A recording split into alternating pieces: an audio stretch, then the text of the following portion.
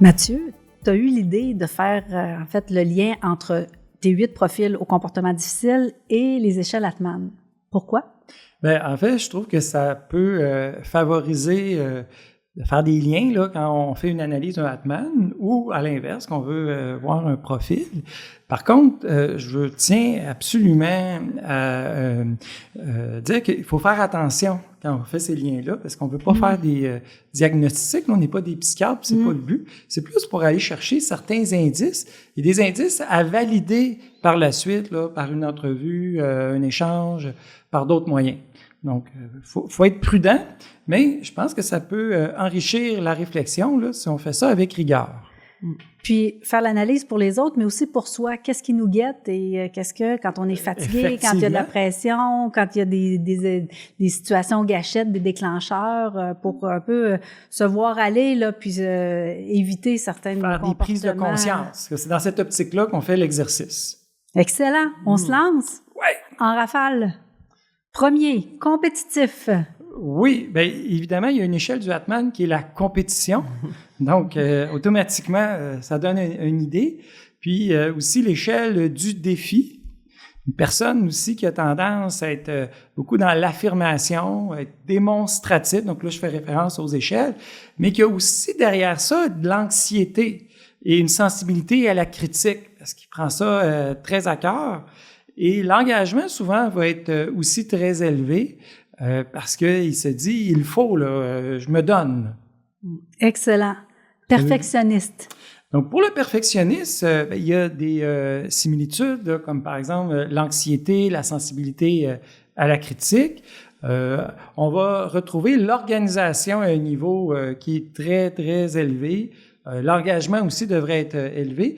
Puis on peut avoir aussi la droiture, ou du moins la perception. Donc là, ça, c'est important, là, ce qui est moral, là, et de voir ça comme catastrophique. Puis des fois, il peut y avoir la solitude, d'être un peu plus renfermé. En fait, le méfiant maintenant.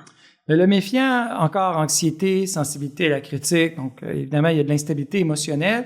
La promptitude aussi, parce qu'il va réagir avec éclat, là, on va le ressentir.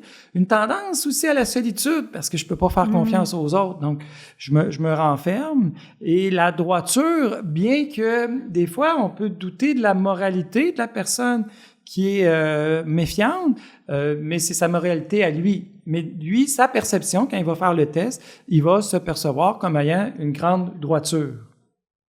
Maintenant, le fier. Mais le fier, faut savoir que c'est quelqu'un qui va vouloir bien paraître, trouver les bonnes réponses en répondant au test. Puis il n'y a aucun test qui est vraiment complètement à l'abri de la désirabilité sociale, que si c'est trop beau pour être vrai, puis qui ne veut pas montrer aucunement qu'il est vulnérable, là, on a des scores extrêmes, mais des fois qui manquent un peu de cohérence, ça peut être déjà un indice. Mais on devrait retrouver un certain détachement, parce qu'il pense plus à ses propres besoins. La compétition, encore là, vouloir se faire bien voir, la ruse, l'affirmation. Il peut être sensible à la critique, évidemment. Il peut avoir de l'anxiété, mais qui est moins apparente. Donc, ça se pourrait qu'à l'inverse, ça donne une impression qu'il est particulièrement pas anxieux, qu'en réalité, il est très anxieux. Puis, il peut être démonstratif aussi, là. Il y a souvent de l'extraversion avec le fier. L'instable. L'instable, lui, dans son cas, on va retrouver des scores extrêmes, mais des fois qui manquent de cohérence, parce qu'il faut savoir que d'une journée à l'autre, ça peut être très différent. Il peut être dans des différents modes. Évidemment, la première chose qui m'est venue en tête, c'est la spontanéité. Il est vraiment, il se laisse aller. La promptitude et l'anxiété, ainsi que la sensibilité à la critique. Donc, c'est surtout le volet de la stabilité émotionnelle, là, où il est instable dans son cas. Excellent. Caméléon. Donc, le caméléon, lui aussi, peut faire attention en répondant à un test parce que il veut pas vraiment se montrer tel qu'il est. Donc, la première des choses, le détachement. C'est quelqu'un souvent qui se désengage, c'est son mécanisme. La ruse, il est sensible à la critique, bien qu'il fait semblant d'être au-dessus de ses affaires. Hein. Donc, la discrétion, il est plus par en dessous. Une conciliation qui, en réalité, cache de la rigidité. Donc, c'est de la fausse cohésion, il ne faut pas l'oublier. faut pas oublier que caméléon, la terme caméléon, on l'utilise chez Atman, puis c'est pas la même, là, avec ton profil et notre caméléon chez Atman. Ouais. C'est un très bon point. Donc, il n'y a aucun lien à faire entre les deux, même si c'est le même vocabulaire. Bon point. Le timide, maintenant. Le timide, bien, on va retrouver la solitude, l'anxiété. Évidemment, la tolérance émotionnelle est plus grande parce qu'il ne veut pas laisser paraître ses émotions, bien qu'il est très sensible à la critique. Et il va rechercher la stabilité. Donc, c'est pas quelqu'un qui va être dans les défis, loin de là.